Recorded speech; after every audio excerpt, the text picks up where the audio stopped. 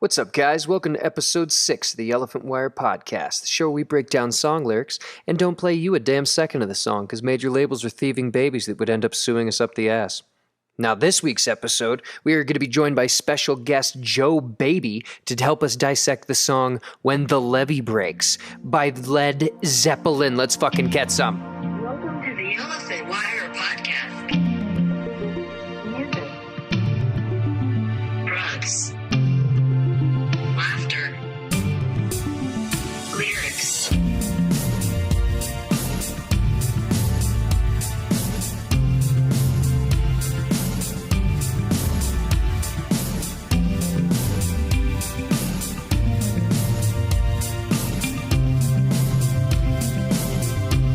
Alright. Well, then, cheers, my brother. Cheers. Cheers. Welcome to episode 6 of the Elephant Wire Podcast. My name is Jake. I have with me here Joe Baby. Greetings, all. Hi. Hi. Joe is with me today as our classic rock aficionado. I mean, I think I really wanted to do this more because of the blues. Okay, yeah, for sure. And we'll get into why the blues are so important here in a minute. Well, the blues are always important. I guess there's no real reason to lead into it. The blues are the blues. Yeah, you know, the blues had a baby and they named it rock and roll. And some people take that more to heart than others. Fair enough. Yeah. I can get down with that. Okay. I can get down with that. I like that. The blues had a baby and named it rock and roll.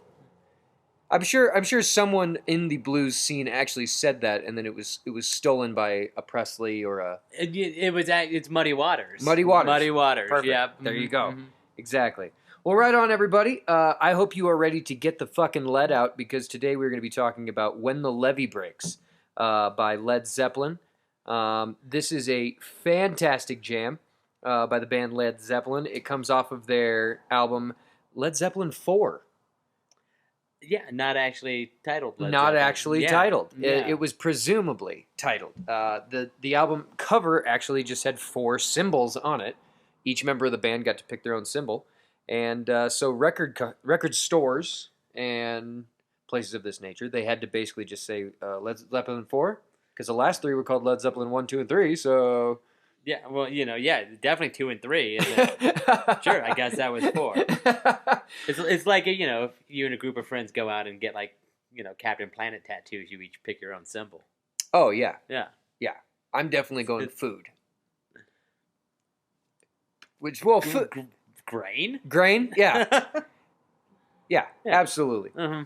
Well, before we get going any further, like I said, I got Joe Baby with me here. We are on Joe Baby's beautiful back porch overlooking a great little mountain road outside of Denver.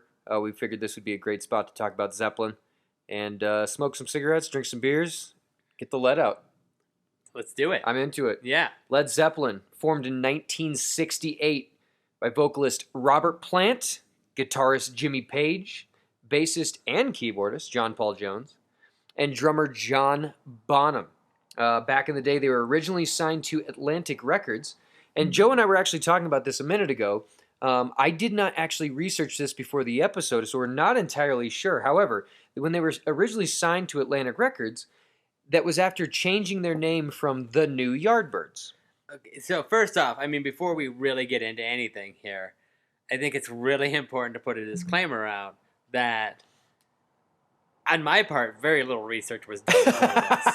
And I am really just going off of things I think I remembered reading. And so, obviously, if things get wrong, you know, if things are said wrong, if I mess up the order of musicians in a band, if any of these things happen, it's because of the sheer unprofessionalism. Well, we talked about this for the last. We've talked about this for the last week. We're going to give Joe Baby anonymity in general, just in case. Just in case. Yeah. So anything that happens in this episode, it's coming back on me anyway. So you're in the clear. Like, if you want, we could post a picture of your face blurred out or something. But because you know the people are going to want to at least see your body. Yeah. Obviously. But the matter at hand here, we have Led Zeppelin changed their name from the New Yardbirds. Now, there is a band by the name of the Yardbirds, and originally you were naming members a minute ago. So in the Yardbirds, Jimmy Page was in the Yardbirds previously. We also have before Jimmy Page, you had Eric Clapton and you had Jeff Beck, and so there you have like three, British Powerhouses. guitar legends. Yeah, exactly. So it was almost like, what is that, the breeding ground before you go off and have a great band. Interesting. The song "For Your Love," which I think is probably the most popular Yardbirds song that anybody knows out there, made Clapton quit the band.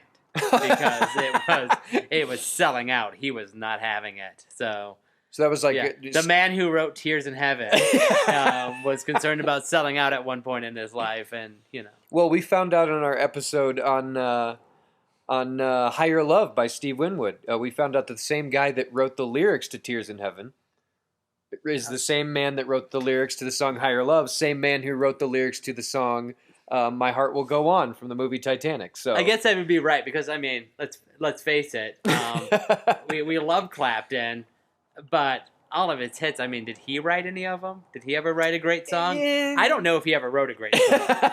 Honestly, I'm not saying he didn't. Great guy, love the guy to death. Once again, not fact checked here, but I'm pretty sure J.J. Cale or Jack Bruce or Babyface wrote any song that you like by Clapton. He had ghostwriters. Yeah. Or he just ripped off B.B. King. It was fine. Exactly. Well, as far as Led Zeppelin in general, after the name change from the New Yardbirds, which we were trying to figure out if that was a slight, if that was like if Jimmy Page would have left Led Zeppelin and started a band called The New Led Zeppelin. I mean, we didn't do any research on that per se, but it is fun to kind of play around with that idea. It is it's pretty petty. Yeah. And maybe the most British petty thing you can do too. To throw in the British aspect of that is also very fun. But Led Zeppelin is the best-selling music artist in the history of audio recording. And I think that might be, or not the, one of the. And I think as far as accolades are concerned in general, because we usually start off with artist history, talking about accolades quite a bit to give them a background. Because I think a lot of times, we know bands are popular, and we assume a good majority of their popularity. But until you actually line up all of their accolades, for instance, the estimated record sales for the band Led Zeppelin is 200 to 300 million units worldwide, with a confirmed, certified sales at 111.5 million units. They are the third best-selling band in U.S. history. That is insane. I mean, that's crazy, especially the giant gap that it was, give or take 100 million. Exactly, yeah. You have an estimated 200, 300, but there's a certified 111. So, it is interesting. Where did 200 million units go? That's quite the leap. Is there, okay, this is another one. What makes it certified? Oh, I think if the record label perhaps says, this is how many you sold versus here's some bootlegs here and there. I would assume somebody bootlegs. record a live concert and it wasn't, put out by Atlantic. I don't know everything that goes into what certifies sales. I would not download a house, so I'm not going to download an album. Pirating is what I'm talking about. That's what the commercial taught me so many years ago. I wouldn't download a car, so why would I download music? But no, pirating music is awesome, and it's a great way to get all the music you want. So I would assume maybe that's what it's basically talking about is, the 200, 300 million sales. They're also referencing the guy, in New York. This is going way back. I mean, Napster? Oh, dude, let's include Napster. Did that happen? LimeWire. I mean, Lord knows how many computers were destroyed in the early 2000s due to LimeWire. That was I thought the internet. No, I thought the internet was a fad. I legit couldn't even believe I had to get an email. To this day, Joe Baby still has a Yahoo. When I email this man, I just got rid of my AOL account. Well, back to Led Zeppelin. Each of their 9 studio albums has placed in the top 10 on the Billboard album charts, and 6 albums reached the number 1 spot. Now, it is also interesting to think, before we even continue with more accolades, the short run that Led Zeppelin had, they were not a band for very long. At all. I have that number somewhere, and we will get to it. I'm sure I have it in here somewhere of how long. I want to say it was 10 years was how long Led Zeppelin was a band. That's where's that on the spectrum? Is that like average? 10 years? Is that short? Let's call that a Barry Sanders career in music, honestly. It's not a Grateful Dead For career. someone this successful, yeah. with the Dead already. We just started. I knew this was going to happen. But you didn't think you were going to get Kyle on this episode, did you? Well, okay, so they achieved 8 consecutive United Kingdom #1 albums.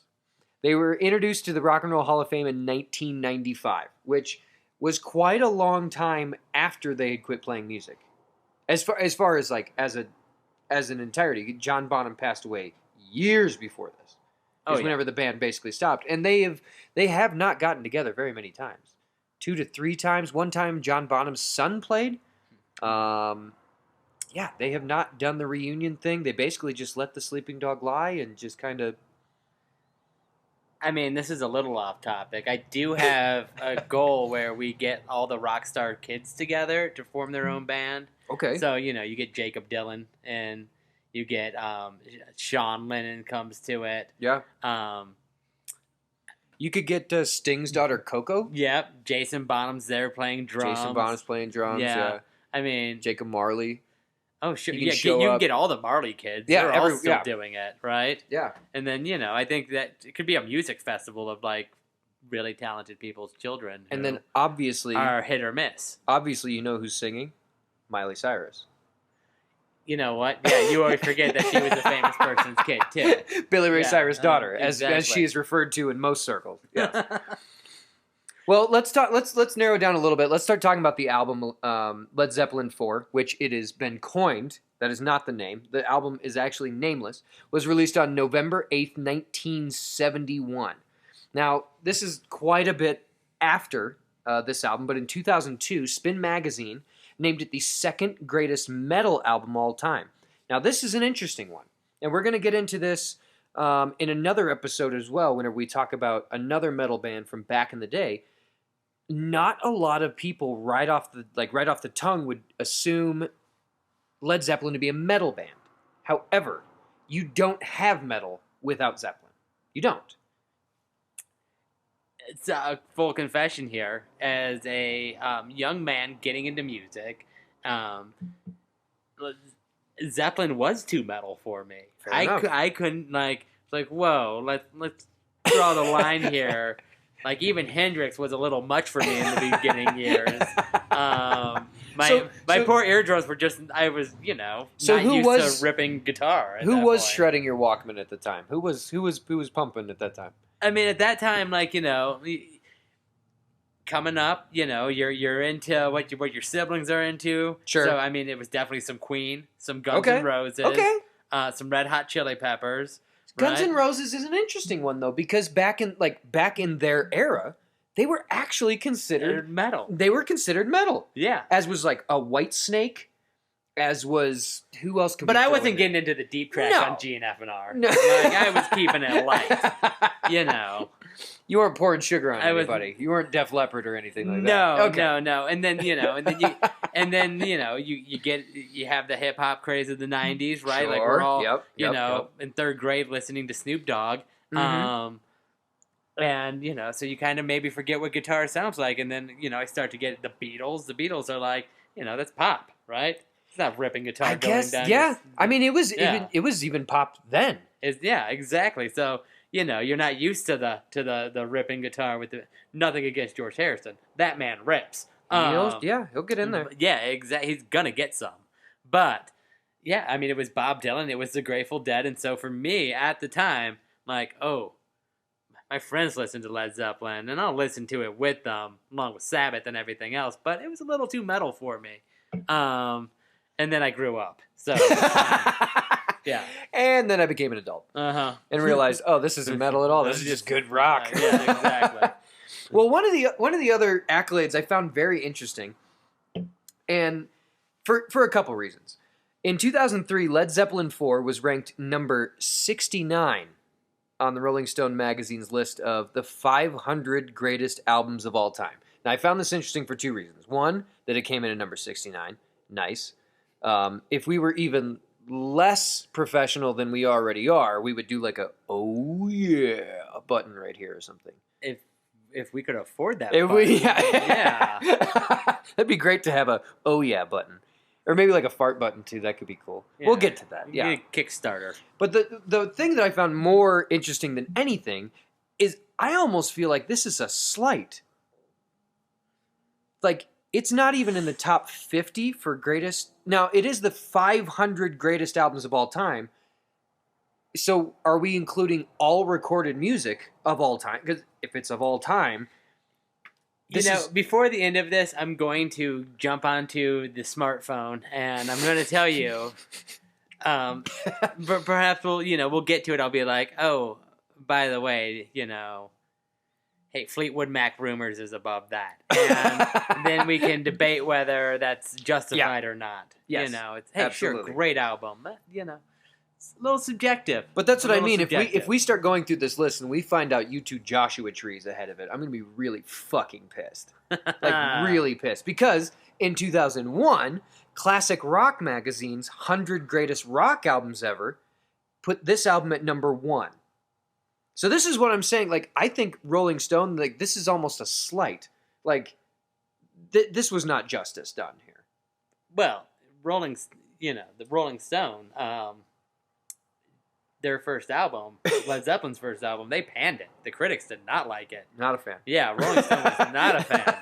Is that just carrying on? Probably not. That's probably not carrying on. But just wanted to point that out.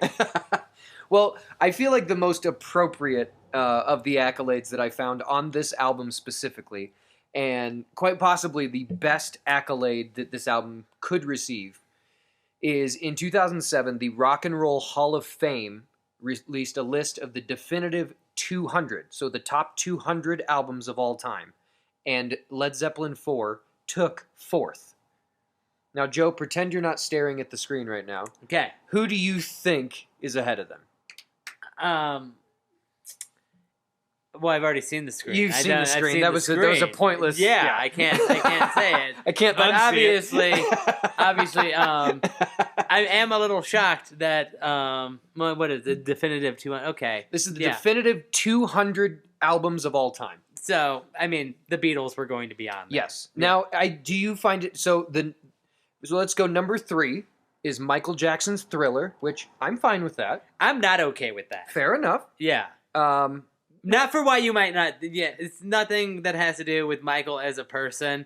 Just is it because the Rock and Roll Hall of Fame? Why are they doing like? No, I mean, Michael, Quincy Jones, awesome album, but there's some serious weak sauce on Thriller. If we're gonna just be honest with ourselves. Just call it what it is. Yeah, like the fact that The Girl Is Mine is on an album that is ranked the top 3.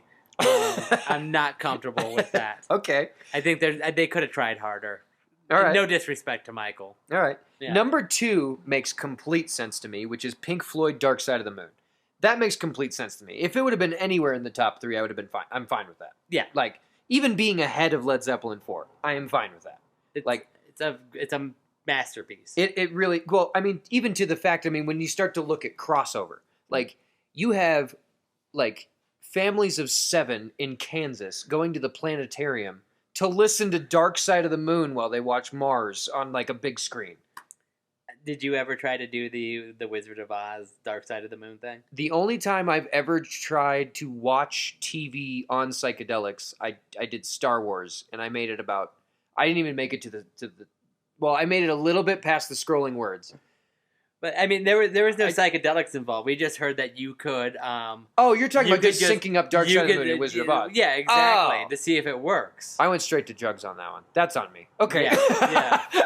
No, and actually, I tried it, and and then my friend was like, oh, yeah, but no, if you just keep letting it play over and over again, it goes with the whole movie. Because that's what I was going to say. The movie is way longer than the album. Yeah, and the truth is that it doesn't. But, it's just like... when people look for coincidences, they find them. Sure. That's kind of what it was. And then after I did that night, I didn't listen to Dark Side of the Moon for like 5 years. I just listened to it 6 times in a row. All right, so here's the one that's, I think, honestly going to be the biggest point of contention, if you will. So as far as the definitive 200, the number one album on that list is the Beatles, and it is Sgt. Pepper. Yeah, no objection over here. Okay, we got no objection. No Now, objection. here, I was thinking about this earlier today when I was thinking about us recording this album, and I have two schools of thought on this. I have no objection to that being the number one album on this list, but I have objection to it being the best Beatles album. Oh, okay. That's where I land on this. So whenever I originally read this, when I originally read this list, I was like, bullshit. And then I actually started thinking about it. I'm like, no, like, for what? Okay, yeah. It was groundbreaking, It right? was. Yeah. Yes. Nobody had done anything like that up to that point. Or if they had, they just weren't as famous as the Beatles. Exactly. They weren't winning in the court of law. So, yeah. So, I mean, I have probably the worst taste in Beatles music because I'm a Beatles fan. My first album that I ever bought, like with my own money, was Abbey Road. Ooh. Yeah, and I was in the record store at the time, and I was looking at Green Day Dookie, and I was looking at Abbey Road. And I was like, oh man, which one of these am I gonna get? And I went Abbey Road, which then I mean that just who would I even be today had I gone Dookie? We'd probably be even tighter homies, honestly. Nah. No. Or we would have fought each other in a mosh pit 12 years ago and never would have talked to each other again. It could have been. But I will say this. I have the, like, people are like, oh, that's your favorite Beatles album? Like, my favorite Beatles album is the White Album. Yeah. Okay. Yeah. Yeah. Which is, among Beatles fans, like, is not a popular choice for the favorite album. Yeah.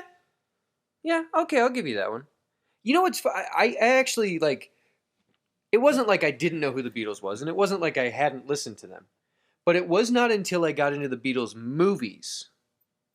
I actually went that way. I saw Hard Day's Night, my good friend Colleen Smith, love her to death, love you, babe. I did it again. Great human. Great human. Great human. Joe and I were talking about this recently. When you're from the Midwest originally, you cannot bring up a human being without referencing what type of person that they are, whether they're a good person or whether they're a great person. Yeah. We can't help ourselves. But anyway, They'd do anything for Colleen Smith introduced me to Hard Day's Night. Was the first Beatles film that I saw, and at that time I probably had a good 6 gigs worth of Beatles music on my laptop and like on my iPod and everything, and I would listen to it from time to time. But it wasn't until I watched Hard Day's Night, I literally listened to the Beatles for 2 years straight and nobody else. Started dressing like John Lennon and everything, like pea coats and. See, I have such fucked up taste in music that I just told you that my favorite, my first album was Abbey Road. Yes. The reason I bought Abbey Road was because of the song Octopus's Garden. And that's a true story. So, there's that. This is, I went on a date with a girl one time that said she did karaoke, and whenever she got up there, the song, she asked the DJ, she's like, "Do you have Number 9 by the Beatles?" And he was like, "Holy fuck, I will. Just give me a second." And she just stood there for 12 seconds going, "Number 9, Number 9." Yeah, see? It's not all gold. It's no. You can't have all winners. Well, I mean, because it's so funny to think back, like, we're getting off on a Beatles tangent on a Led Zeppelin episode. It is what it is. It's going to happen, yeah. Well, goddamn British invasion. What can you do? What are you gonna do? Yeah. On this list of everyone we just talked to, Michael Jackson's the only American, and like, it. Well, okay, so I think we can get into this. We're going to get into this, right? But the thing was, will be. It's gonna happen. British rock and roll, for a good while there, was just so much more in line with American blues music than what American rock and roll was going. So, yeah, I'll give you that. Yeah, so that's an interesting take. I hadn't even thought of that. I like it. Interesting. Well, Pink Floyd used to think they were going to be a blues band too. I think everybody thought they were going to be a blues band at one point or time. Well, it's really interesting that you bring that up because this brings us to the bombshell of this episode. And the bombshell of this episode is exactly this, as we start to narrow it down to actually talk about the song, When the Levee Breaks. I was not aware of this factoid whenever I started researching this episode. And I remember if I called you to tell you or if we would just happen to be at your house. I don't remember how it went down. Because I don't remember if you knew or not. Did you know? Yeah, I knew. Yeah. Okay, you knew. Mm-hmm. Okay. Ladies and gentlemen, this is an Elephant Wire podcast first, and it might be the only one. We'll see how things go. But When the Levee Breaks is technically a cover song. How about that? It is technically a cover song. And it's funny to bring up the point that you just brought up because, like you just said, British rock, or in this case, British metal. Did they I don't think they even considered themselves metal at the time. I don't think that was a term. I think they just called themselves Zeppelin. I don't think they gave a fuck. No. Yes, like British rock was significantly more American blues than American rock was. Because at that time, like, I guess the Stones they wished they were blues, but they were so foreign. Like, you know, I mean, I think they were down to, like, you know, take the Stones, take them going to Chess Records in Chicago to record. Like, the greatest honor ever was Muddy Waters carrying in their equipment into Chess Records for them to record. You know, I have an old friend of mine who passed away, who was a blues musician with Buddy Guy and Muddy Waters and all these great musicians. Like, yeah, they would show up to the Checkerboard Lounge when the Stones were in town, so they could just go jam with the blues guys. I mean, so very much Fleetwood Mac. okay. Like, everybody thinks Fleetwood Mac, and they go, oh, yeah, you know, Stevie Nicks and Lindsey Buckingham. And no, before that, it was Peter Green, and they were a blues band, right? Yeah. And so, yeah, all your favorite British rock bands, let's say pre-70s, because, you know, in the 80s, obviously not. But, they start getting a little very, Depeche very, Mode. yeah, very, very blues influence. Like, it went over the ocean, and it went over across the Atlantic, and then, you know, and in turn, like, a lot of great blues musicians just were like, yep, we're out. We're really popular in Europe. We're going to go hang out there for a while. Awesome. Well, so the original song, When the Levee Breaks, is a country blues song written and first recorded by Kansas Joe McCoy and Memphis Minnie in 1929. Now, the lyrics reflect basically the experiences and goddamn upheaval, if you will, caused by the Great Mississippi Flood of 1927, so 2 years before the song was originally recorded. And whenever they recorded and wrote and recorded this song, Memphis Minnie and Kansas Joe McCoy. I'm sure if he was still alive today, there's no way in hell they're still alive today. No. Not a chance. No. He would probably prefer that I refer to him as Kansas Joe McCoy, not just Joe McCoy. Actually, from Missouri. Interesting. Not true. Or maybe it is. Well, we need to get a fact checker. We need a fact checker. We can't afford T-shirts. How the fuck are we going to afford a fact checker? When they wrote this song, When the Levee Breaks, the Great Mississippi Flood was still very much in people's memories. It was only 2 years ago, even to the point that damage was still... I mean, think when Katrina happened. That damage was visible. I'm sure there's places in New Orleans now where you could go and you could still see the effects of that flood. Guaranteed. Oh, sure, yeah. Now, if we're talking 2 years later, in 1927 to 1929, like when we say that it was still much in people's memories and the damage was still visible, it is as if nothing had changed, is basically what we're saying. Like, to many places across the Midwest. Because that flood was the most destructive river flood in the history of the United States. 27,000 square miles were inundated up to a depth of 30 feet of water. Which is insane. Absolutely bonkers. Like 30... Can you imagine 30 feet of water? Like, the Midwest is flat as fuck. So you can't even get to high ground. No, it's not even a thing. And that's the highest hill. Yeah, which anymore in the Midwest is like the trash dump. So it's man-made. It wasn't even there 20 years ago. Sometimes there'll be a state park on a mound. Every now and again. I don't know. There's hills. Indiana has the dunes. You know, there's elevation, right? Well, I mean, I can't speak to this. I'm not from the. Maybe you could get 30 feet up. The point being that 30 feet of water. You could crawl on top of your barn. But who's coming to get you? Right? I mean, like, I don't think that we can actually like even conceive what that looks like. 27,000 square miles, 30 feet of depth of water, like up in certain areas. It's bananas. Yeah. Because that's not even the most ridiculous of the stats that we're going to go through. Because Arkansas was hit the hardest. 14% of the entire state was flooded. Now, 14% doesn't sound like a lot until you like actually start to consider how big Arkansas is. It's enormous. Yeah. Like, I would say probably a little over a third the size of Texas, and Texas is basically about the size of Europe, so...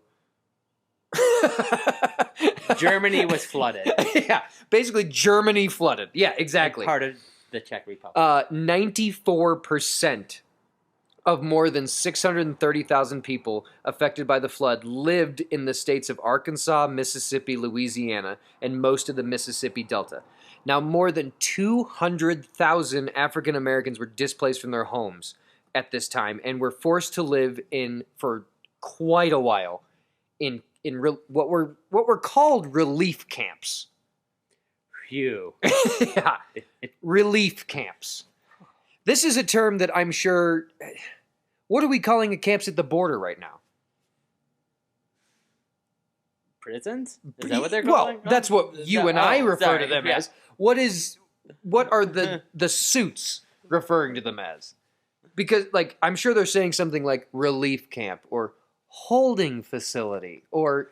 I think they're using some rosy language around holding facilities. That seems exactly. Yeah. So what we ended up seeing coming out of this after the flood was there was a what was termed as a great migration from the south to like the northern Midwest and industrial cities. So like a lot of what was agricultural labor moving north, and it definitely increased after World War II, especially until around 1970. Now, one thing that was happening a lot of the time, I was reading another article that instead of referring to these as relief camps, referred to them as refugee camps, which sounds a lot more on brand for what was actually going on. Refugee, it is funny, like, you know, growing up in America, and especially growing up in the Midwest, you know, just a hop, skip, and a jump from the Bible Belt. When you hear the term refugee camp, you instantly think like... The Fugees. Well... No.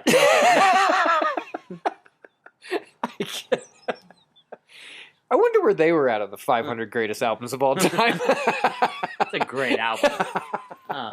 They had to be in the top 300 somewhere in there. Well, by any means, the amount of racial inequality... I feel bad for laughing right now. This is not a laughing matter. It's not. No, it's serious, yeah. This is incredibly serious. Like the amount of racial inequality that was happening during this time was... like during the evacuations of flooding, was given basically strictly to white citizens, and black citizens receiving basically the leftovers as far as provisions or help of any kind. And then they also, at the same time, like even to go a step further, African Americans would not receive supplies to feed their family or clothe them without providing the name of their white employer or a voucher from a white person in general. That is disgusting.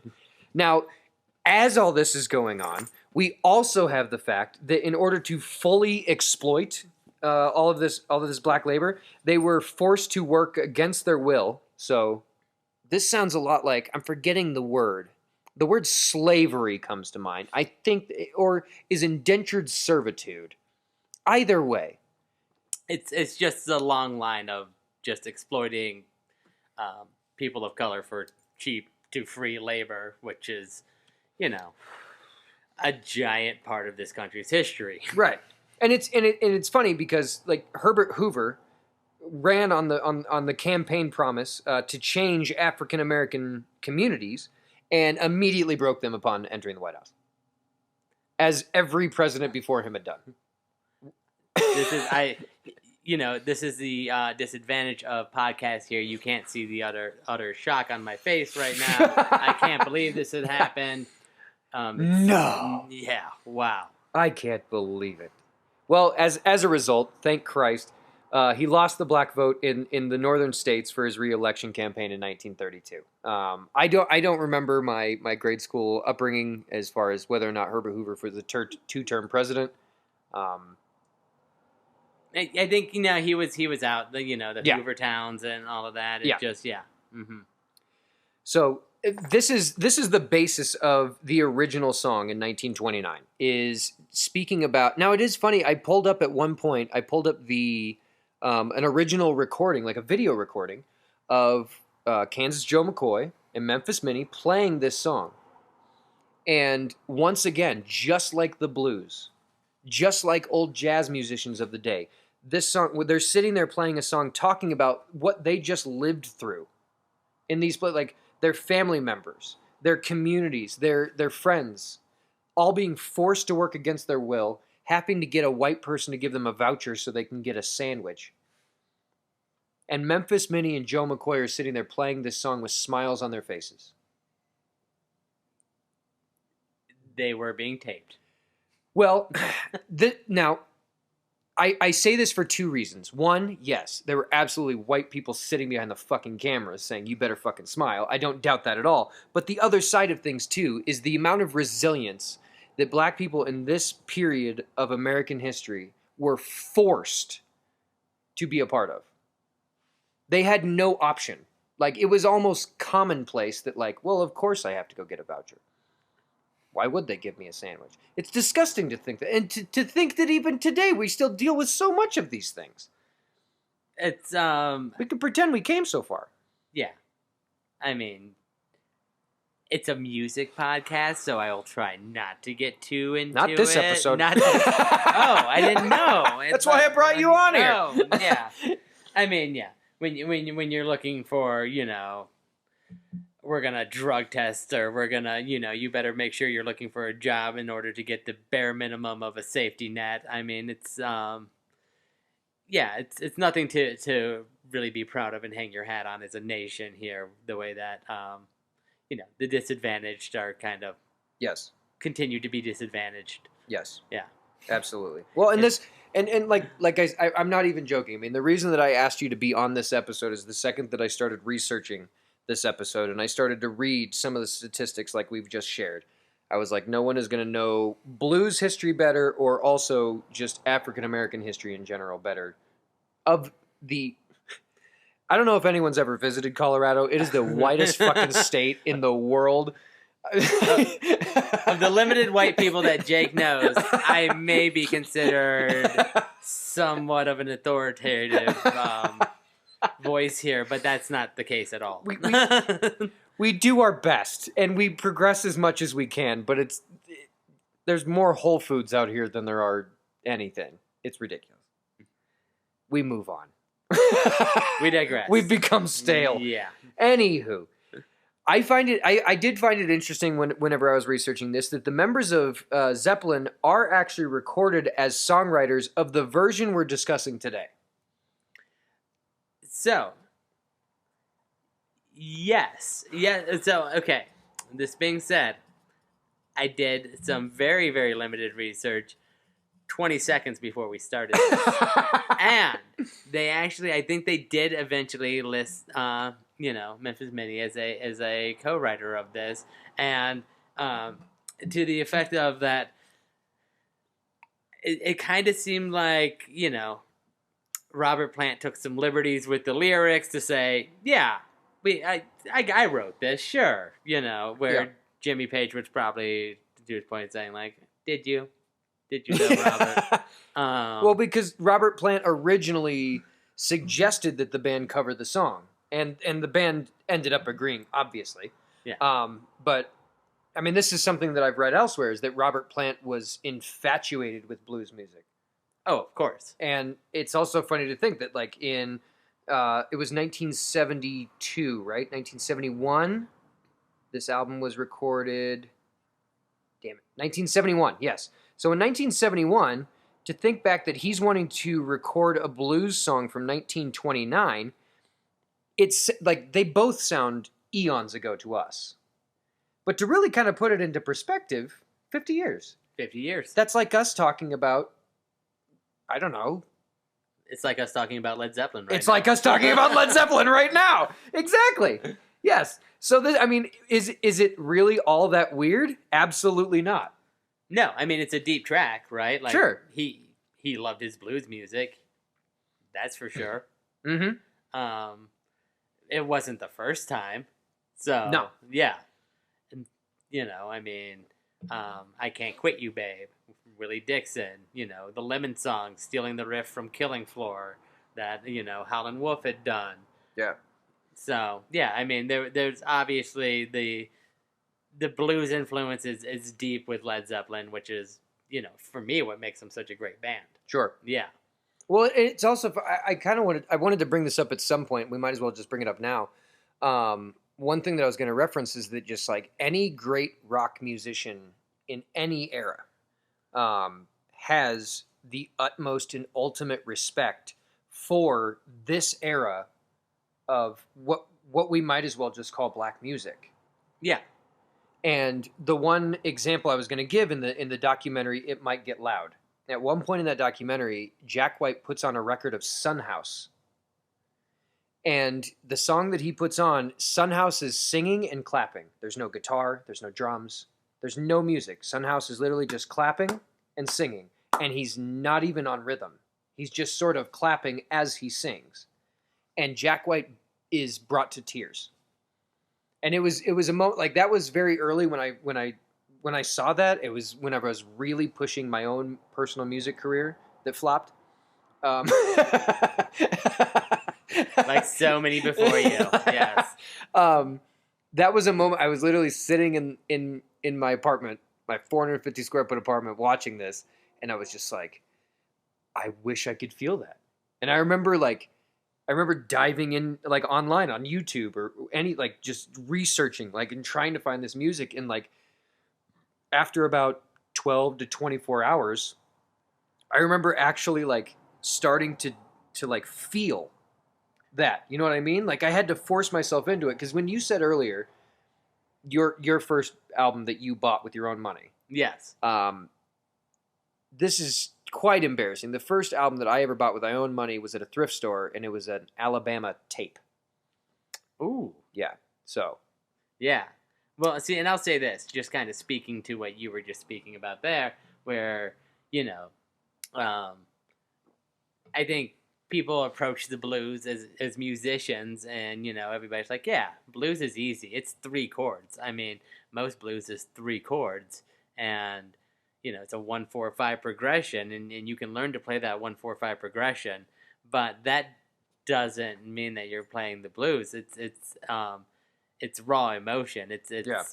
There's something deeper to that music, whether it be soul or, that it's a feeling that you got to have to play the blues. Yeah. And so when you have it or you don't. Yeah, and so when you see musicians out there and they're playing the blues and you're like not feeling it, it's because, to an extent they're not doing it right. Yeah. So I mean, even on that note, I mean, Joe and I both grew up in Chicago. Joe grew up playing music in the blues scene. I worked in bars that had live music 7 nights a week, so 5 of those nights was a blues band. And we can both speak to this point that Joe is actually making right now of, I'll even say of the bars that I worked in, booking blues bands. There were the bands that would come in. I mean, I know you have your own beef with this cat, but Lindsay Alexander. I don't have a beef with Lindsay Alexander. Okay, so he doesn't have beef with him. He might think he's a turd, but he doesn't have beef with him. I respect Lindsay. I think Lindsay's great. He's kind of an ass. He's never gonna hear this. Yeah. So I was in Chicago, and what was this, like the early 2000s or something like this? And I fancied that I was going to be a blues musician, and I was playing with a guy named Ray Killer Allison, who was a phenomenal blues drummer who had decided that he was going to play guitar in front of his own bands. And there was a number of rumors of why Ray Lindsey was Alexander doing had done the this. same thing. He was a drummer and then Yeah. decided he was going to be a guitarist and have his own band. Exactly. And so, and I had met Lindsey, and pretty much Lindsey was an ass to me, but probably justifiably so, because I probably went up to play with him and then, like, just was not on point. Maybe I drank too much that night. I was like, I'm going to play drums up here, Kingston Mines. Was that during And your then- Hennessy phase? Yeah, it was absolutely a Hennessy phase. There you And, go.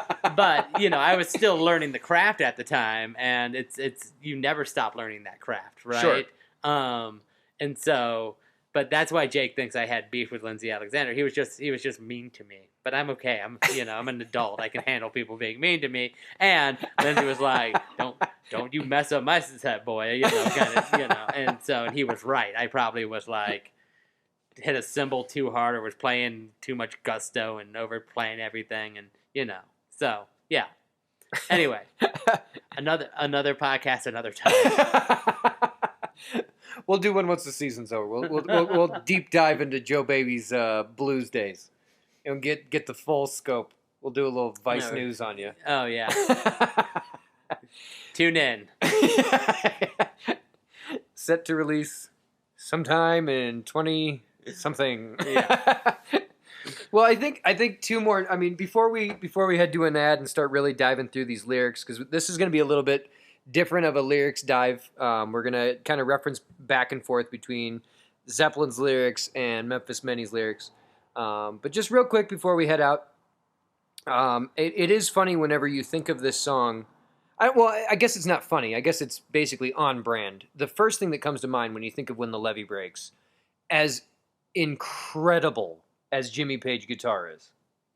Because what Jimmy Page ended up doing in this song is he recorded certain parts faster than the tempo of the song, and then they slowed the tape down and re-recorded it to make it sludgy.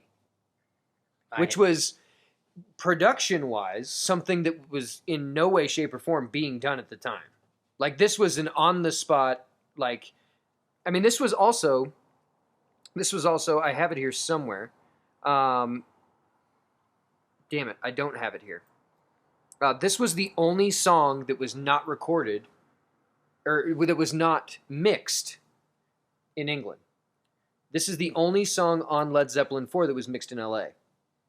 So it would only make, knowing that factoid and then knowing this factoid, it would only make me think that some fucking heady dude in LA that had like just mixed The Doors a few days before was like, dude, we should like slow the tape down or something. You know what I mean? Like, I mean, I imagine it was Jimmy Page. The guy's a producing genius. And he's bonkers in Yeah. every cool way. Yeah. So I say that as incredible as Jimmy Page guitar is, as incredible as John Paul Jones is, and as incredible as Robert Plant is in the way that he chose to sing this song versus the old version. What everyone thinks of first and foremost when they think of this song is Bonham and playing those drums. Absolutely. And the drums being recorded at the Grange, or the Headley Grange, if you will, in 1970. Or the original recording. We'll get to that in a second. I'm getting ahead of myself. But recording the drums in an elevator shaft, which I remember seeing a interview with Jimmy Page at one point, and he was talking about after this album came out, multiple bands at that time. I mean, because you can also look at it from that point. Fast forward into the 80s, whenever you have bands putting reverb on their drum sets live. Oh, yeah. And like emulating this giant sound off of a drum set, which before, I mean, especially in blues music, and like definitely in rock at the time, you were keeping your sound tight. You were keeping everything right there and in the pocket, if you will. You know what I mean? Yeah. So I find that very funny that, like, obviously the very first thing, like I said, we're on the back porch. We got dogs running all over the place. So keep an eye out for dog collars. But the other point that I wanted to bring up is that Led Zeppelin actually only played this song live twice. I did not know They that. played this song live 2 times, and one of those times is actually on YouTube.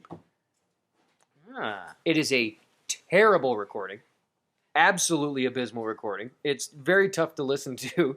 But the reason that they did not play the song live is because all the members of the band felt that they couldn't emulate it live. Therefore, they weren't doing it justice, so they weren't going to do it.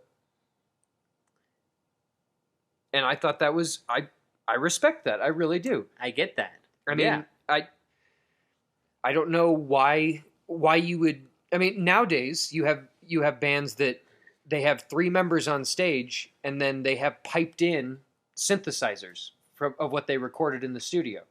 But they don't have a synth player on stage, so they just pipe it in.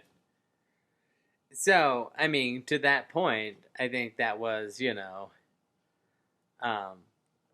an issue for a few cats. But I know, like, there's an album by Muddy Waters called Electric Mud, and it was when Muddy was gonna, like, I don't know who got a hold of him. I think it may have been, like, the guys who founded Chess Records. I think it may be one of their sons, and they were like, Muddy, you're going to get psychedelic. And so Muddy makes this psychedelic album called Electric Mud, and it's like, well, I'm never going to do that again. I can't play that on stage. Like, that's not what we do. And so, but Electric Mud is a great, fun album to listen to if you ever want to hear Muddy Waters get psychedelic. When I first got introduced to Miles Davis was right around the time when I got my first record player.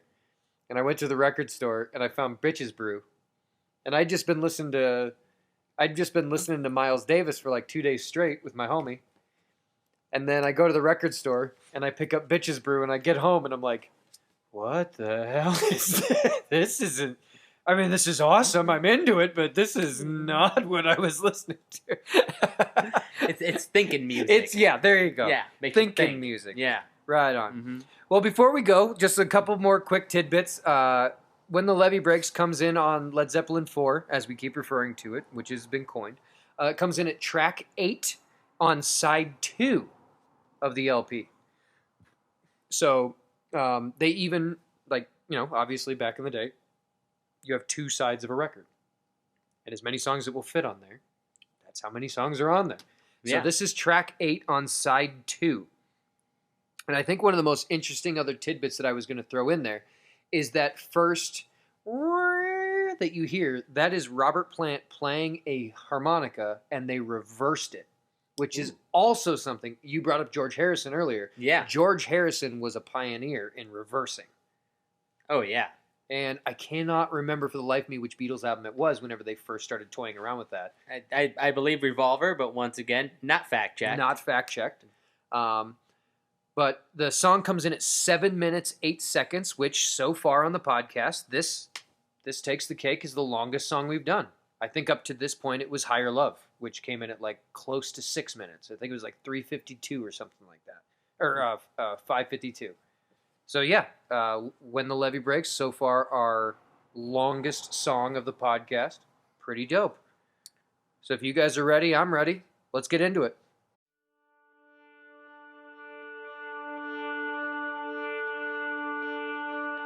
If it keeps on raining, the levee's gonna break. If it keeps on raining, levee's going to break. When the levee breaks, I'll have no place to stay. A mean old levee taught me to weep and moan. Lord, mean old levee taught me to weep and moan. It's got what it takes to make a mountain man leave his home. Oh well. Don't it make you feel bad when you're trying to find your way home? You don't know which way to go? If you're going down south, they got no work to do if you don't know about Chicago. Crying won't help you. Praying won't do you no good. Now crying won't help you, and praying won't do you no good. When the levee breaks, mama, you gotta move. All last night, I sat on the levee and moaned. All last night, I sat on the levee and moaned, thinking about my baby and my happy home. Going to Chicago. Going to Chicago. Sorry, but I can't take you. Going down now.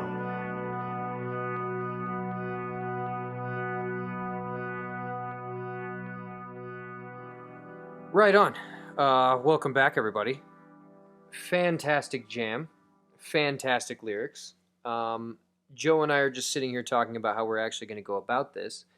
And as far as depth on these lyrics and as far as what there is actually to go through and find, as far as wordplay or, I don't know, what do you think? As far as hidden meaning or subtlety, there is a little bit. However, I think the way we're probably honestly going to go about it is a comparison between Zeppelin's lyrics and Memphis Minnie's lyrics.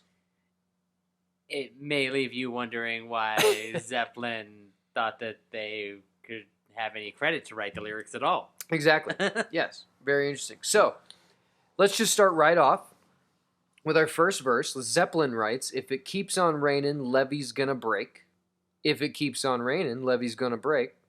When the levee breaks, I'll have no place to stay." However, Memphis Minnie writes, "Oh, if it keeps on raining, levee's gonna break.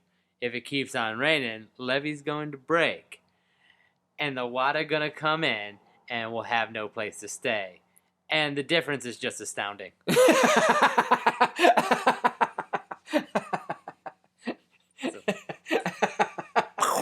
That'll blow your mind right off the bat. Uh-huh. Now, I mean, this is good though, because this is good entry level. This is good beginner shit, because we don't. I mean, this is exactly what we're talking about. Like you said, I don't know why Led Zeppelin would even put up a fight about how they should be credited with writing the lyrics of this song, because these are the only difference is Robert Plant saying, "When the levee breaks, I'll have no place to stay," versus Memphis Minnie saying, "Water gonna come in, you'll have no place to stay." Yeah. If anything, Plant was less inventive or creative. If anything. It definitely took some liberties there. Yes. Yeah. Absolutely. And like like we were referencing before, it's also funny to think that you have the two angles of the, let's say, two lyricists. Let's just for sake of what we're actually talking about. You have two lyricists. One of them the original, and one of them the commandeer? Larcenist? I mean, however you want to describe it, right? You have Memphis Minnie, who's literally writing about what she just lived through and what she still sees around her. And then you have Robert Plant, which, let's even throw him a bone, innocently just loves the blues. Sure, we'll throw a bone. Throw a bone, right? Let's throw him a rock and roll bone. He literally just loves the blues. And whether this is homage, whether this is, I don't know, what do we call it? Because it's not Creative Common. It's creative. Where does theft start and creative juices end? I mean, like when were you inspired by something, and when were you just ripping it off? Exactly. Essentially. And here, some liberties were taken to say, like, oh no, we were just inspired by all of this, when it's so similar. Because they do. I mean, they obviously admit the fact that it is, like, they covered it. They admit that. I mean, they're not acting like, oh, we really liked that song, we wrote one super similar to it. Yeah. Like, this isn't like, who's the guy, his dad did Funniest Videos back in the day, and oh, you're talking about Robin Thicke and Marvin Gaye? Gaye? Robin Thicke and Marvin Gaye. This is not one of those scenarios at all. No. Did his dad do America's Funniest Videos? Or he was in Growing Pains. Growing Pains. Bob Saget? I don't know. I'm confusing. Yeah. Yeah. Either way, American Sweetheart. Actually, Alan Thicke note. Alan Thicke is Robin Thicke's dad. Alan Thicke wrote this theme song to Different Strokes. So wow. One could argue Alan Thicke, greater musician than Robin Thicke. I would argue that. I would absolutely. Now that I know that. Yeah. That one song alone. Great song. Because literally, like, his son ripping off Marvin Gaye, that destroyed his career. He's been gone since. He has not, like, literally, after that happened, and everyone's like, you ripped him off. He's like, no, I didn't. And then he's been sitting in the corner pouting ever since, like a standard rich kid. Yeah, but Pharrell made it through. So it's fine. Yeah. Well, Pharrell's going to make it through anything, dude. That's pretty talented. We guy. love Pharrell. Yeah, we love Pharrell. So, Right on. Second verse. We got Led Zeppelin. Mean old Levee taught me to weep and moan. Lord, mean old Levee taught me to weep and moan. It's got what it takes to make a mountain man leave his home.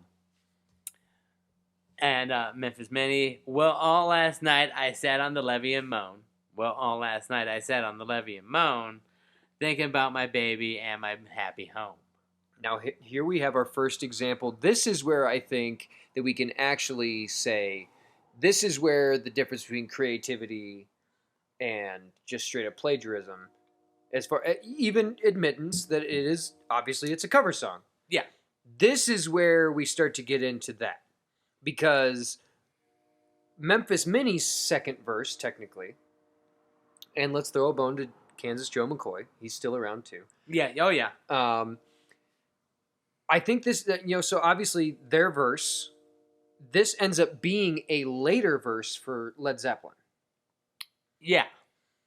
So the verse we have right now for Led Zeppelin, completely polar opposite than what Memphis Minnie had originally written for verse 2. The other point that I wanted to throw in here is the fact that they went with, got what it takes to make a mountain man leave its home. Clearly, the Led Zeppelin had never been to the Midwest.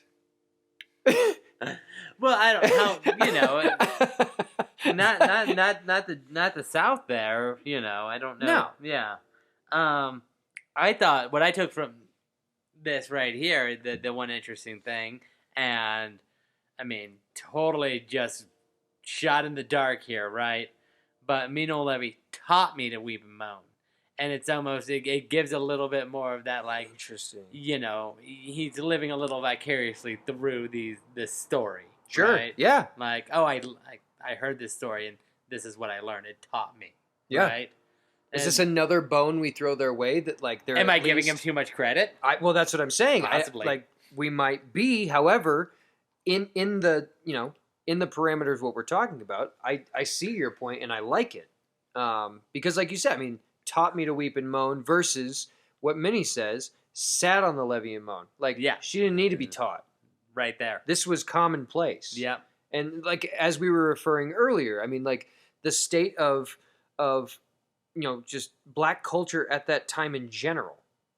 And we were talking earlier about how even watching a video of Kansas Joe McCoy and Memphis Minnie playing this song and big smiles on their faces as if they're enjoying life and all of its possibilities, to then actually really dissect these lyrics that I sat on the levee and moaned like you didn't need to be taught. No, you were there. You were there. That was the emotion, right? Yeah. Yeah. So this is interesting. That's just what happened. That's just the straightforwardness of it, which is you would expect nothing less. Exactly. This is also another interesting part that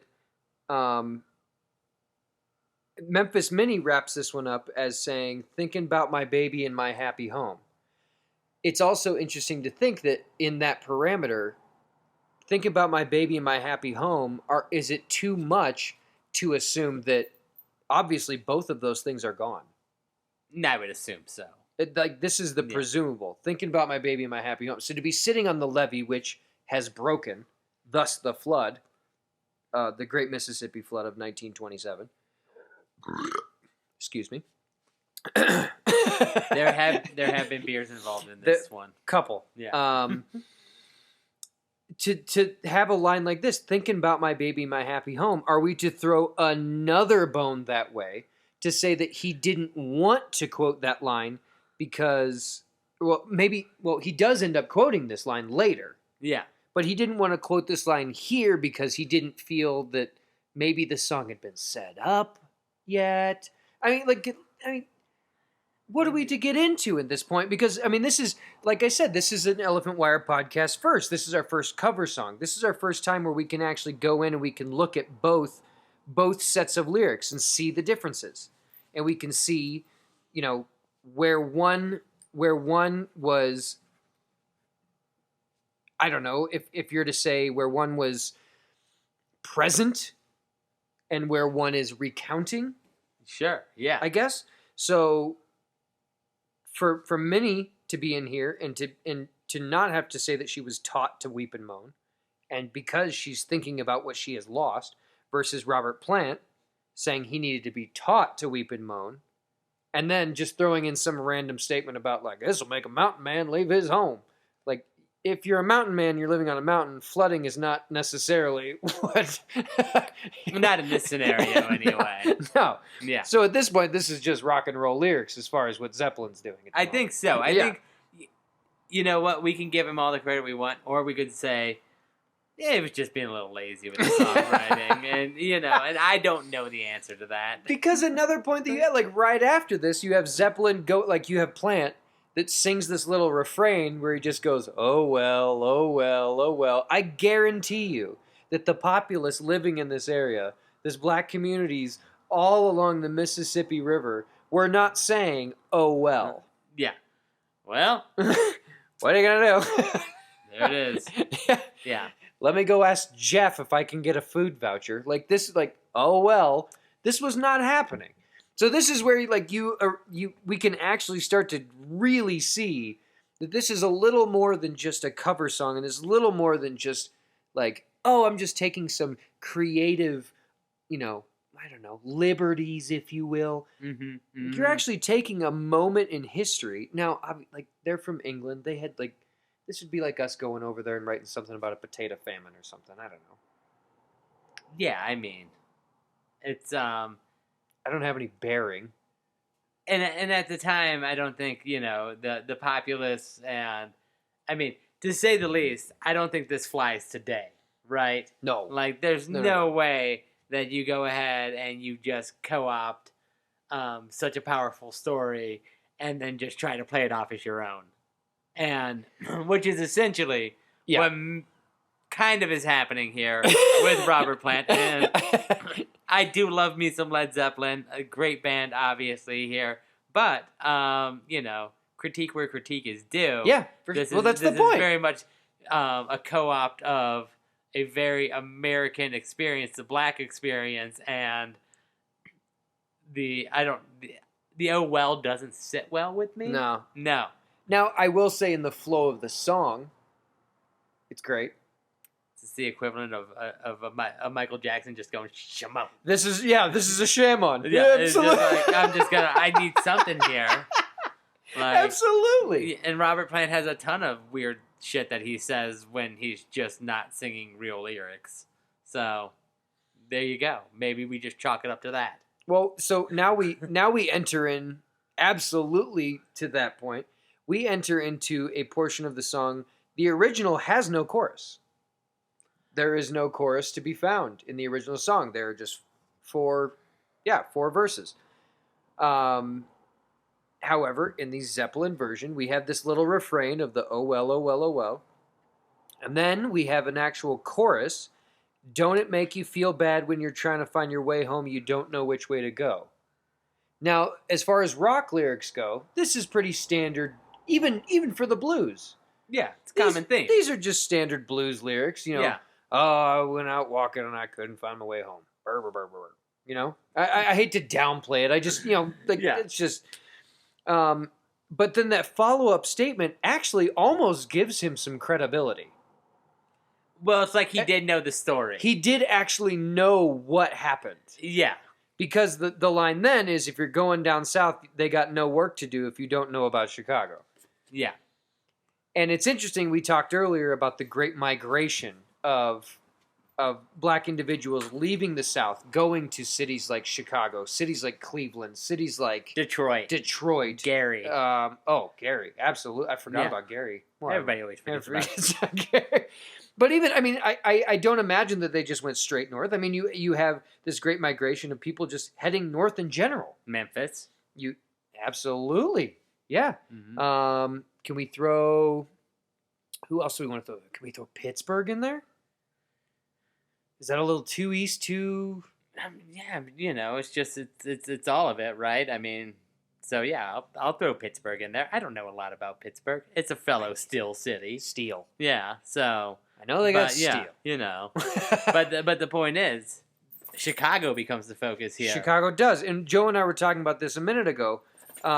It is interesting that Chicago does become the focal point of this because when you think of Chicago history around the time of the 1930s, post-World War I, pre-World War II, Chicago was getting down. And is this whenever you have, I mean, you're obviously having a blues explosion in the city of Chicago. Yeah.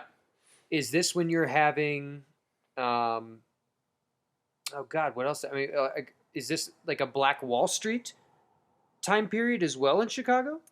To an extent, there were some neighborhoods, but I mean, it's just it's the Great Migration North. It's, hey, we're no longer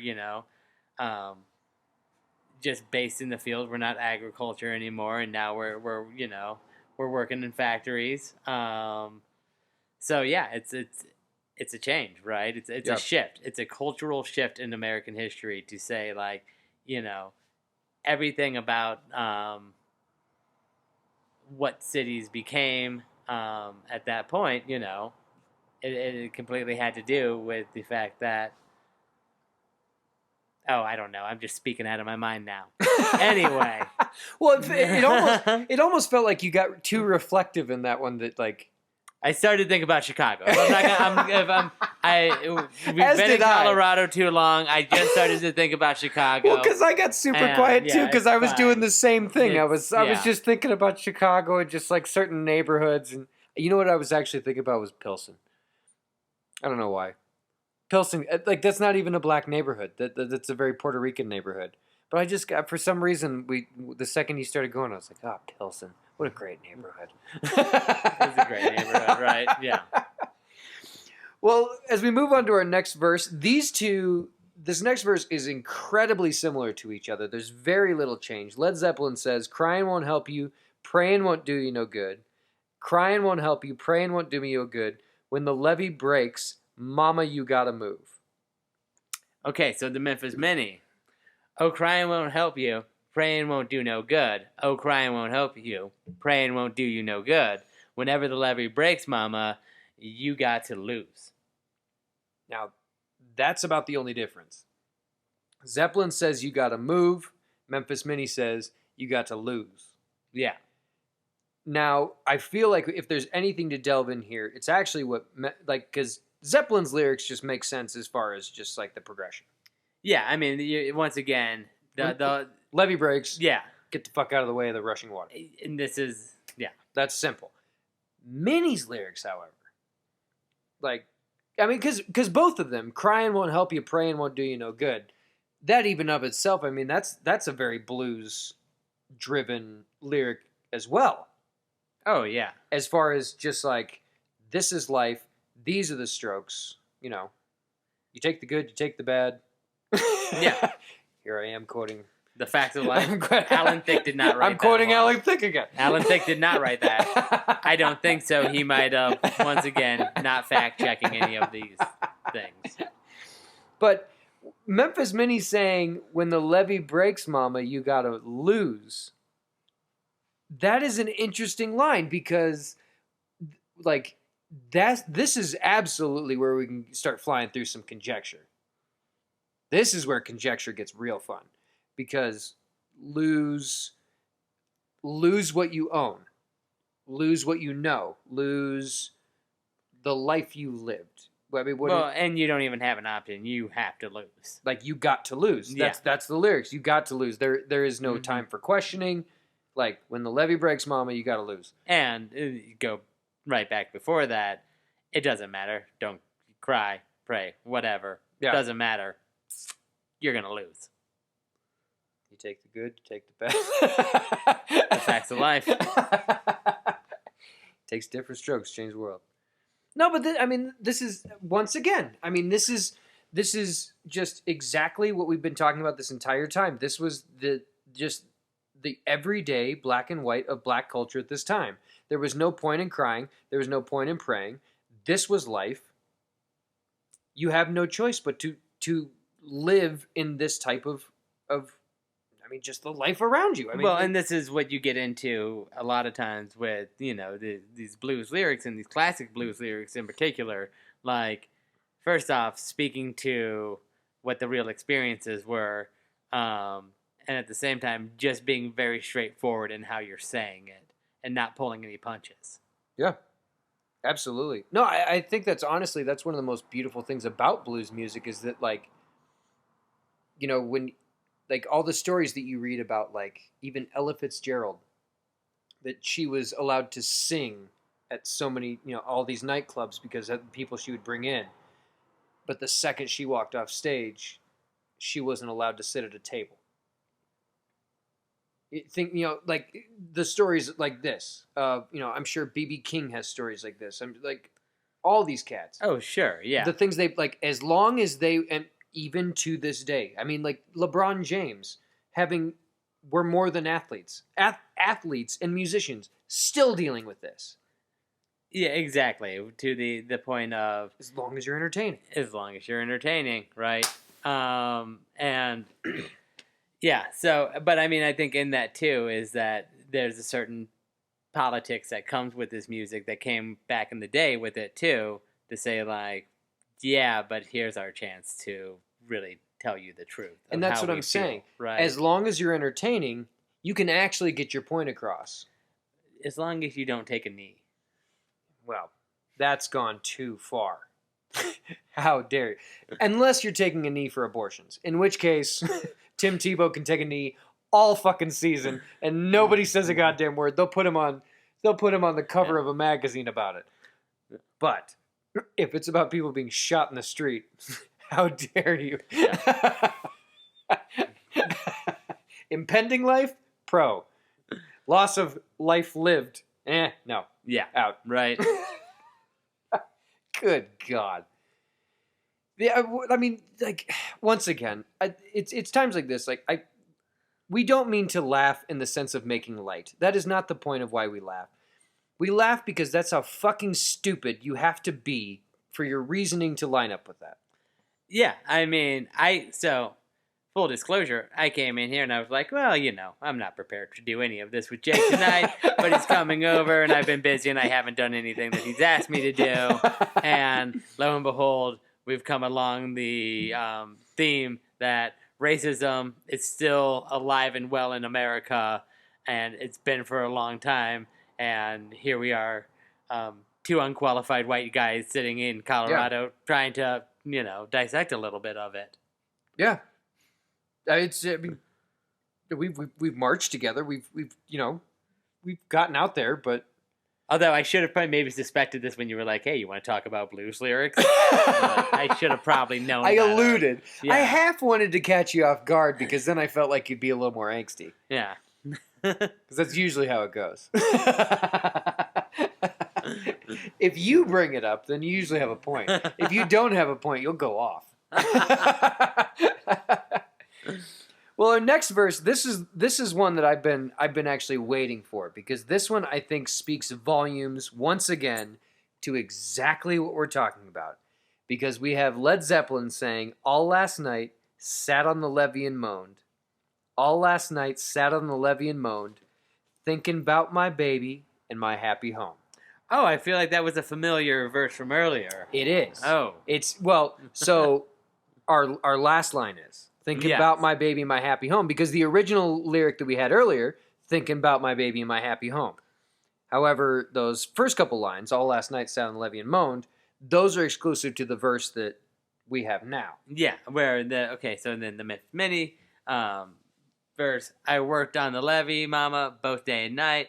I worked on the levee, mama, both day and night. I ain't got nobody to keep the water away.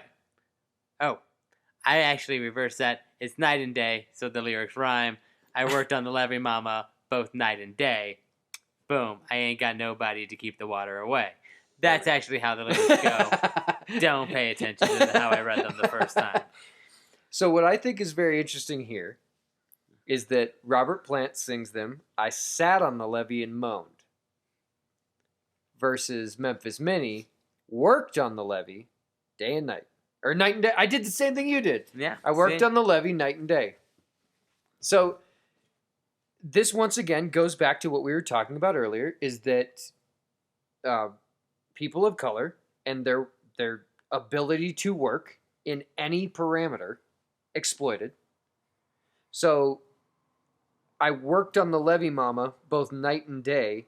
Ain't nobody to keep the water away. Yeah. It almost feels like we were just saying a minute ago, when in the parameter of entertainment, of blues music, especially in the 1920s of Midwest America, you could get your point across. And it almost feels like what Memphis Minnie is saying is that, so many of her brothers or her, her community, of her friends, of her family, forced to do labor against what they wanted to do for hours on end, night and day. Yeah. Ain't nobody to keep the water away. If they didn't do it, it's not like a white dude was going to roll up and do that job. Well, yeah, and I mean, was there work on the levee both night and day? Because, if the levee goes, then yeah, hence the song. Hence where we ended up. Exactly. Yeah. And this is something I think I was telling you about this last night when we were chilling out. I was just watching a video recently of a farmer in Oklahoma that when ICE, about a year and a half ago, when ICE was really being just fucking turds and disgusting human beings and raiding and doing everything, a farm in Oklahoma, all of its workers moved back to Mexico. And the video that I was watching was absolutely hilarious in the sense that the farmer said, I don't mean to be racist, but the Mexicans that worked here worked harder than anybody I've ever met. And I laughed to myself because that's the most opposite of racist. Like, you're giving credit to them. So in your mind, to give credit to someone who is of color is racist? What? I don't understand. It's layered, to say the least. There's layers, absolutely, and that's honestly, that's what this verse feels like to me. I worked on the levee both night and day to keep the water away. No one else was gonna fucking do it. I had to do it. Yeah. And look where it ended up. Like when the levees broke because it was a natural catastrophe. Mm-hmm. When the levees ended up breaking, I still had to go to Jeff in town to try to get a voucher to try to get some supplies for my family. Yeah, it's Well, let's continue on. Let's go. Yeah, let's keep going. What we have next is the outro of the song, or the refrain, or whatever you'd like to call it, and it is it's a lot of repeating. Going to Chicago, sorry, but I can't take you, and then it for a while. It's just, about 2 minutes of the song. It's everything I can do right now not to just bust into my best Robert Plant impression and just yell "going down" over and over again. Go down. Yeah, I'm not gonna do it. Yeah, because I think Jake just did a joke. Yeah, I couldn't help myself. You want to do it when you read the lyrics. When just staring at him, you could feel like his shirt's open. The low-rise jeans. He might even have a dub with him at this point. Oh, it's tough to say. It's tough to say. It really is. But once again, he does touch on the theme of, well, we're getting the hell out of here. We're going to Chicago, right? Yeah. So it is interesting to think. The thought process of so many in the Great Migration, as it's been referred to so many times now, and in American history, the Great Migration. It's interesting because in 1927, how removed are we from, liberation of slaves? Not that long. No. Not that long at all. So, we're still 40 years from the Civil Rights Movement. Oh, yeah. We are, 50 years from Jim Crow laws? When 1920? When? What? What's our timeline again? We're right now. Writing of the song, we're sitting in 1927. Yeah. No, 1929. Oh, we're in the throes of it. Yeah. We're in the throes of Jim Crow laws. Okay, Yeah. so I was way off on that one. That's my bad. I apologize for that one. So we're in the throes of this. I mean, in like 3/5 in all of these conversations that are going on. Yeah, the continuation, basically. Yes. Yeah.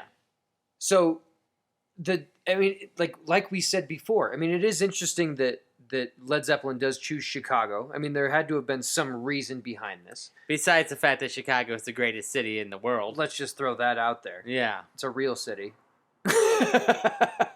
Keep With trying, Denver. Blue collar. No. Sorry, Denver. We love you. Love you, Denver. You're an adorable little city. All 4 buildings. But no, I mean, it only makes me think. I mean, like, once again, like, using conjecture. These cats of Led Zeppelin, like, Robert Plant had to have come across somebody. I mean, you were just telling a story earlier of Muddy Waters carrying Rolling Stones equipment into a studio. Yeah. This is the only song that was mixed in L.A. And I think there is a little bit there too, like, of more so than any city, although there's blues popping up in every city, right? Sure. There's something To some degree. inherently special about Chicago blues, and how then it really just traveled back to, across Atlantic, made it to Europe. That was the style of blues that came over there. It was Chicago blues. And, so Chicago's almost, is it that blues mecca, right? Sure. Well, because at this time period, New York, I would say, was probably significantly more jazz-driven. Sure. Yeah, I mean, you could say, like, and when these young cats in London and England are taking this in, right? Like, yeah, New York's way more associated with jazz. Yeah. But Chicago had Muddy Waters. There you go. Chicago had Howlin' Wolf. Chicago had Buddy Guy. Chicago, and we could go on, right? Yeah. And so I think to just reference that as the city where you're going, just, I mean, is this almost, I mean, we've been giving Robert Plant and just Led Zeppelin in general a lot of credit. I mean, is this the equivalent of like a high school girl Instagramming that she can't wait to go to Paris? She doesn't know anything. Like, she knows they have a tower. She knows they have bread. She knows they have wine. Outside of that, she really doesn't know anything about Paris. She just knows that, like, I want to end up there. Oh, I mean, possibly. I think they're more well-traveled at the time. Sure. So, it makes sense. I mean, that was like, going to Chicago. Sorry, baby, I can't take you. I mean, there's so many songs like that, right? That's a line that I actually wanted to reference, because this is not a Memphis Mini line. It's not a Memphis Mini line. This is a Led Zeppelin line. However, once again, using conjecture, using the liberty that, like, Led Zeppelin has already used all the creative liberty to take away from what Memphis Mini, not take away from, but utilize what Memphis Mini had written and expound upon it. Oh, sure. I mean, I'm still trying to figure out how he got any writing credit at all. Was it just his last verse? Is this how he gets his writing credit for this song? I guess. Yeah. Anyway. Well, so I actually meant to bring this up earlier because you said something about the it was 145, right, for blues? Yeah. That was actually one thing that Jimmy Page is actually credited for, is that he did not use the 145 chord progression for their version. Oh, yeah. And one thing that I did not reference earlier is there is actually a couple other recorded versions of this song out there. There is a version that is called... Oh, I've lost it in my notes. I feel like a dumbass. Anywho, there are a couple other versions of this song that are recorded out there. One of them was actually recorded in 1970, so a year before the version that we're speaking about now. It was recorded on the Rolling Stones mobile studio, which I've heard a couple stories about this mobile studio that the Rolling Stones used to take along with them. Like, they had their bus, and then they had the rolling studio behind them. They recorded a version, and it's actually, you can listen to it now. You can even pull it up on Spotify. It came out in 2015, and it was a reissue of the album Coda. and it's called "If It Keeps on Raining." Yeah. If you listen to it now, it is completely night and day different than the version we've been talking about now. You recognize it. You know, like, it honestly just sounds like a really shitty cover band covering When the Levee Breaks. It also kind of gives you some insight of why Led Zeppelin only played the song live twice. Well, and so I think I did reference earlier that I was going to pull up some smartphone research on the fly. Sure. As, you know, we have the liberty to do when we don't prepare beforehand. But, so, with this song, I'm going to quote an article here. Led Zeppelin took, quote unquote, some liberties, I must say, Page admitted. As far as my end of it goes, I always tried to bring something fresh to anything that I used, he claimed. He put the blame on Plant. Robert was supposed to change the lyrics, and he didn't always do that, which is what brought on most of the grief. Now, with that being said, maybe we went too deep here. Maybe we looked into it too much. Maybe Robert Plant was just being a lazy songwriter and knew that the rest of the band was going to kill it, and he was just going to shout about going down and saying, oh, well, and Chicago, that sounds great. Let's go with that. Yeah. And obviously, I have no idea. Well, I mean, I feel like we've officially hit the point in the episode where it's time for final takeaways. And as long-winded as we've been, we can make this as long-winded final takeaway as we'd like. And I think you're actually onto something, Joe. I think, you know, like, for a minute there, we were giving a lot of credit to Plant,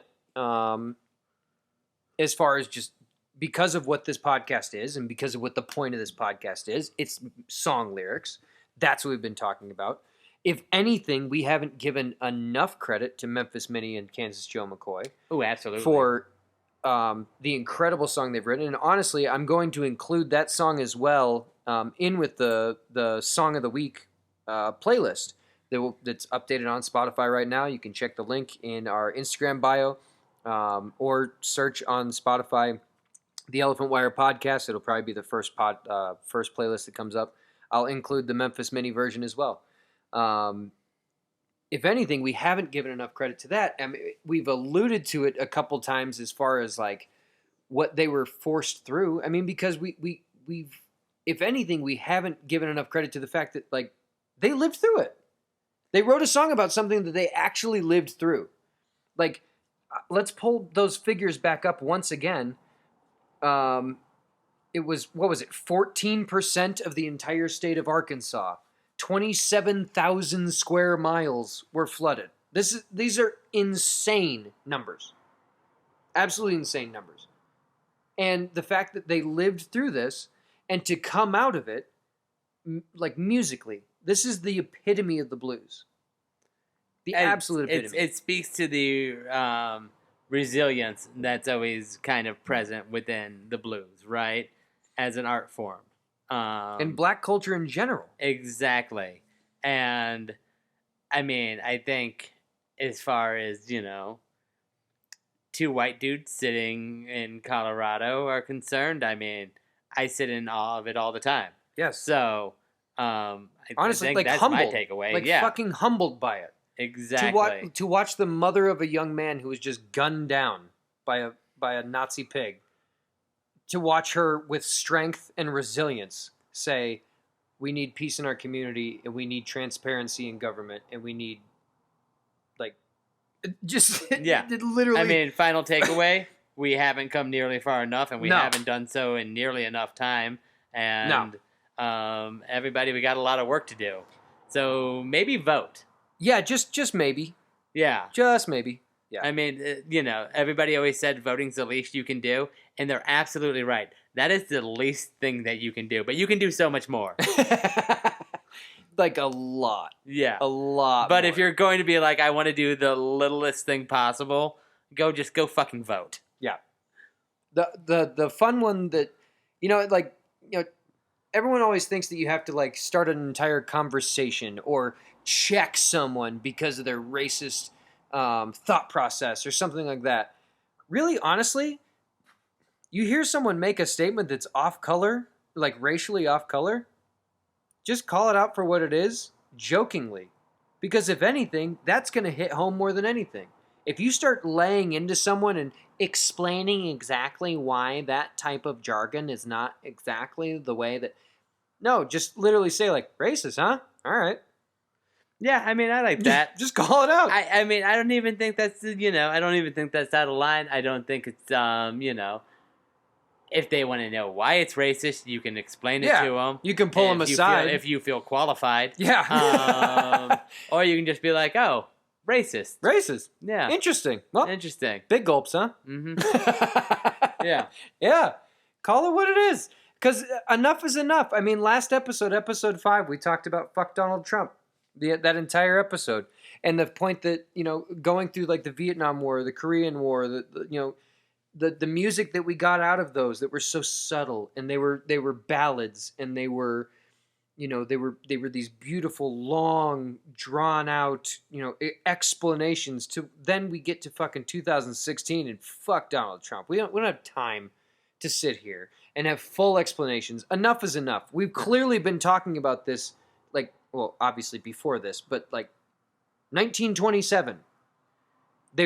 These exact same things were happening. At some point, people need to come to the understanding that clearly nothing has fucking changed. Nothing. Yeah, and I mean, we don't want you to walk away from this and thinking Donald Trump's the only problem. He's just a big problem. Stephen Miller. And Stephen Miller. Yeah. Podcast plug. Terry Gross, Fresh Air, does an excellent episode on Stephen Miller. If you ever want to know why Stephen Miller's a piece of shit and have your mind blown on why he's even allowed to be in the White House right now, check out Fresh Air with Terry Gross. She fact checks. Ooh, she does. That's huge. Mm-hmm. We should get a fact. We talked about that. Well, we could try harder next time. I could try harder next time. You try. You work your ass off for the man. No. No. Fuck you. Fuck the man. Oh. I don't work for the man. All No, right. I do. Fuck the suits. But at any rate, we have officially hit the point of the podcast that it is now time for the local band spotlight, and I am super stoked. I've been talking to this young man, Lee, for quite a while now. He's a fantastic young gentleman from Chattanooga, Tennessee. Lee is the frontman of Jezebel's Curse, an awesome group.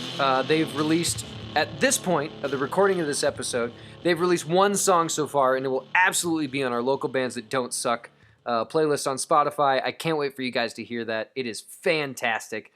Whenever I was talking to Lee and getting a bio sent over, Lee says, "Our aim as Jezebel's Curse is to add our contribution to a once thought dead genre. Coming from a blues-heavy background," there you go, Chattanooga, Tennessee. Fuck yeah, the blues are alive and well in Chattanooga, Tennessee. "We want to more or less reinvent the wheel of grunge music." Now, before we keep going, we can kind of talk about this for a second. How much blues do you think is going on in grunge? Because I've never actually thought about it until Lee brought it up. I remember thinking about it the day that he sent this over to me. Oh. And actually considering it for a second. Because, it's interesting to start a conversation like that because, without Nirvana, you don't have Nickelback. Well. Yeah, that's a horrible explanation. That's not fair to anybody. But this is what I'm saying. Without Muddy Waters, do you have Kurt Cobain? So I will say the blues was, the blues is weaved through all American music. You can't get away from it. Sure. But if you want to have a very in-your-face example, Nirvana Unplugged in the Pines is I believe it's a Son House song. I know Son House recorded it. I don't know if he wrote it. I don't know if it's just an old-ass song. Son House. He so, comes up again. So there we go, right? So there it is right there for you. Well, I know, everyone in Nirvana, obviously, if they were anything, they were fucking music nerds. Oh, yeah. Complete music nerds. And so, obviously, if you're a music nerd, you're ending up in the blues. Mm-hmm. And you're ending up in recordings coming from 1927. I think if anybody's going to take away anything from the blues is that any music that you like right now, I don't really care. Not any music, but almost Any good music. Almost any music that you are listening to right now would not be here if it was not for the blues. No, absolutely not. Absolutely not. Because we even talked about this before one time. I remember we were talking about, you. Oh, that's what that was. Joe was going to a blues jam one time at a bar here in Denver, and I went with him, and I made everyone think the whole night that I was his partner. It was fantastic. I got free drinks. But on the way there, on the way to the blues jam, Joe and I had an entire conversation about when you meet a drummer, it's almost an appropriate question to say blues background or jazz. Oh, sure. Yeah, right. Because it gives you a jumping off point instantly as a guitarist or a bassist or a vocalist of how this cat's going to approach his kit. It really does. How he's going to hold his sticks, for fuck's sake. That's its base level. He's going to have it to the side, or is he going to hold him, I mean, the only important question to ever ask a drummer is if he plays in the pocket. Yeah, that one. I like that question. That's a good question. Yeah. You keep in the pocket? But anyway, Lee, I hate to take away from you. We get back to it. Lee says, we come from Chattanooga, Tennessee. Most of the music in our area is hard rock, metal, or cover bands. We sat down and talked about what we wanted to be, who we wanted to be, and almost at the exact same moment, my bassist Mason and I both spouted out, grunge is not dead. I personally grew up listening to a lot of blues and southern rock. By the time I was 12, I started playing other music, and I discovered Alice in Chains, Nirvana, Pearl Jam, Soundgarden. All these bands would not exist without the blues. No. Not one of them. I fucking love it, dude. Yeah. Love the blues. All the great pioneers of the Seattle music scene. I remember listening to Dirt on repeat and thinking how amazing it would be to be able to play like Jerry Cantrell or to sing like Lane Stanley. So I set out to learn, teaching myself everything I know at this point. A lot of our music now reflects similar topics to what writers like Chris Cornell, Eddie Vedder talk about in their lyrics, including my personal struggles with drug addiction and depression. Our sound is on the darker side of music and doesn't hold back anything. Fuck yes. Like I said, we've added their newest song to our Spotify local bands that don't suck playlist. Check them out. They are killing it. I lived in Tennessee for a minute, and I wish I would have been surrounded by music like this. Because the local music I was surrounded was nothing like this. I also was not in Chattanooga. I visited Chattanooga, but I was a child. Oh, yeah. I was real young. Chattanooga sounds dope. I've spent some time in Knoxville. Knoxville's actually good fun. Knoxville. Everybody sounds like talks good about times. Nashville. Has Nashville sold out? I don't know. Let us know. Fuck their hockey team. I've never really hung out in Nashville, but Knoxville was a damn good time. My grandma goes to the where does she go? She goes to the Grand Ole Opry every year. So that's where is that? Is that Chattanooga? Yeah, that's Nashville. Is that Nashville? I have no idea. Where's I she don't go going? to that. Gatlinburg. That's where she's Oh. going. She's going to Gatlinburg. She's getting her and her two sisters. Oh my God, these women! When you get them together, they're too much fun.